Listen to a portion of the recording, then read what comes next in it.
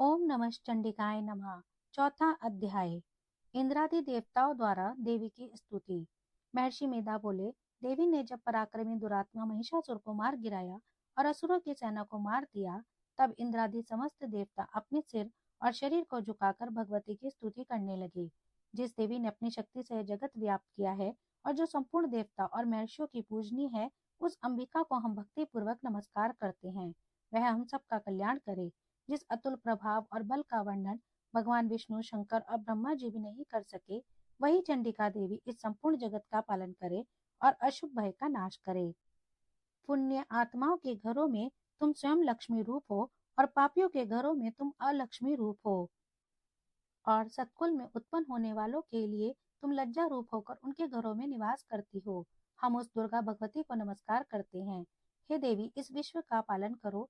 हे देवी, हम तुम्हारे अचिंत्य रूप का किस प्रकार वर्णन करें। असुरों के नाश करने वाले भारी पराक्रम और समस्त देवता और दैत्यों के विषय में जो तुम्हारे पवित्र चरित्र हैं, उनको हम किस प्रकार वर्णन करें। हे देवी, त्रिगुणात्मिकता होने पर भी तुम संपूर्ण जगत की उत्पत्ति का कारण हो। हे देवी, भगवान विष्णु, शंकर आदि किसी भी देवता ने तुम्हारा पार नहीं पाया। तुम सबकी आश्रय हो। यह संपूर्ण जगत तुम्हारा ही अंश रूप है, क्योंकि तुम सबकी आदिभूत प्रकृति हो। हे देवी, तुम्हारे जिस नाम के उच्चारण से संपूर्ण यज्ञों में सब देवता तृप्ति लाभ करते हैं, वह स्वाहा तुम ही हो। इसके अतिरिक्त तुम पितरों की तृप्ति का कारण हो, इसलिए सब आपको स्वधा कहते हैं। हे देवी, वह विद्या जो मोक्ष को देने वाली है, जो अचिंत्य महाज्ञान स्वरूपा है, तत्व के सार को वश में करने वाले, संपूर्ण दोषों को दूर करने वाले, मोक्ष की इच्छा वाले मुनि जन जिसका अभ्यास करते हैं, वह तुम ही हो। तुम वाणी रूप हो और दोष रहित ऋग और यजुर्वेदों की एवं उद्गीत और सुंदर पदों के पाठ वाले सामवेद की आश्रय रूप हो। तुम भगवती हो। इस विश्व की उत्पत्ति एवं पालन के लिए तुम वार्ता के रूप में प्रकट हुई हो और तुम संपूर्ण संसार की पीड़ा हरने वाली हो। हे देवी, जिससे सारे शास्त्रों को जाना जाता है, वह मेधा शक्ति तुम ही हो और दुर्गम भवसागर से पार करने वाली नौका भी तुम ही हो। लक्ष्मी रूप से विष्णु भगवान के हृदय में निवास करने वाली और भगवान महादेव द्वारा सम्मानित गौरी देवी तुम ही हो। मंद मुस्कान वाले, निर्मल पूर्ण चंद्र बिंब के समान और उत्तम सुवर्ण की मनोहर कांति से कमनीय तुम्हारे मुख को देखकर भी महिषासुर क्रोध में भर गया, यह बड़े आश्चर्य की बात है। और हे देवी, तुम्हारा यही मुख जब क्रोध से भर गया तो उदय काल के चंद्रमा की भांति लाल हो गया और तनी हुई भुहों के कारण विकराल रूप हो गया। उसे देखकर भी महिषासुर के शीघ्र प्राण नहीं निकल गए, यह बड़े आश्चर्य की बात है। आपके कुपित मुख के दर्शन करके भला कौन जीवित रह सकता है। हे देवी, तुम हमारे कल्याण के लिए प्रसन्न हो। आपके प्रसन्न होने से जगत का अभ्युदय होता है, और जब आप क्रुद्ध हो जाती हैं तो कितने ही कुलों का सर्वनाश हो जाता है। यह हमने अभी अभी जाना है कि जब तुमने महिषासुर की बहुत बड़ी सेना को देखते ही देखते मार दिया। हे देवी, सदा अभ्युदय देने वाली तुम जिस पर प्रसन्न हो जाती हो, वही देश में सम्मानित होते हैं।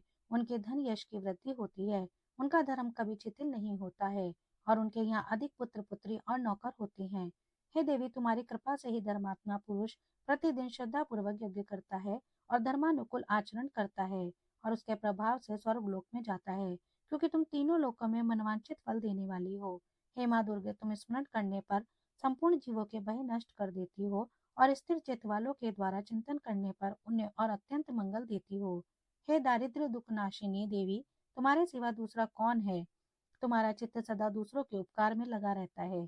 हे देवी, तुम शत्रुओं को इसलिए मारती हो कि उनके मारने से दूसरों को सुख मिलता है।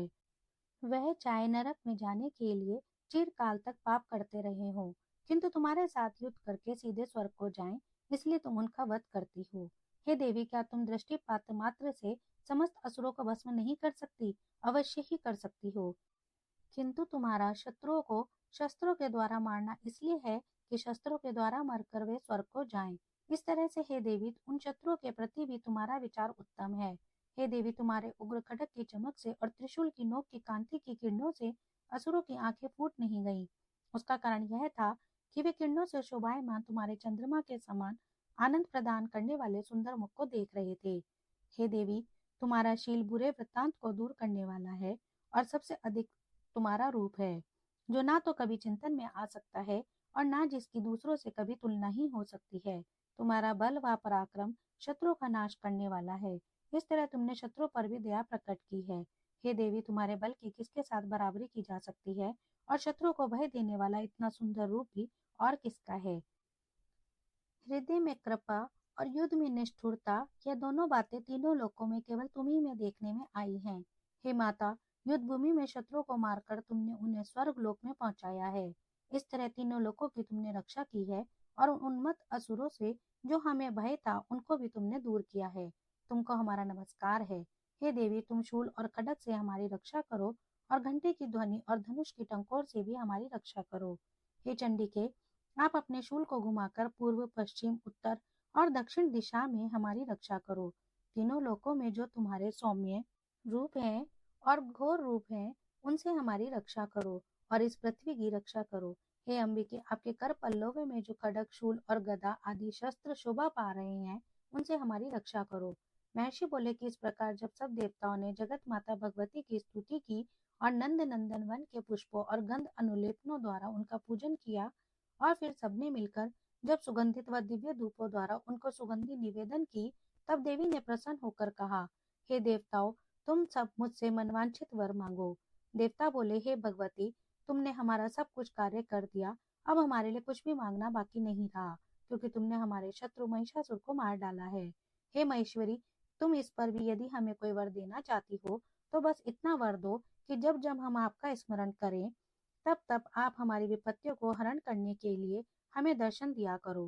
हे अंबिके, जो कोई भी तुम्हारी स्तुति करे, तुम उनको वित्त, समृद्धि और वैभव देने के साथ ही उनके धन और स्त्री आदि संपत्ति बढ़ावे, और सदा हम पर प्रसन्न रहे। महर्षि बोले, हे राजन, देवताओं ने जब जगत के लिए और अपने लिए इस प्रकार प्रश्न किया, तो बस तथास्तु कहकर देवी अंतर ध्यान हो गई। हे भूप, जिस प्रकार तीनों लोगों का हित चाहने वाली वह भगवती देवताओं के शरीर से उत्पन्न हुई थी, वह सारा वृत्तांत मैंने तुमसे कह दिया है। और इसके पश्चात दुष्ट असुरों और शुंभ निशुंभ का वध करने और सब लोगों की रक्षा करने के लिए जिस प्रकार गौरी देवी के शरीर से उत्पन्न हुई थी, वह सारा वृत्तांत मैं यथावत वर्णन करता हूँ।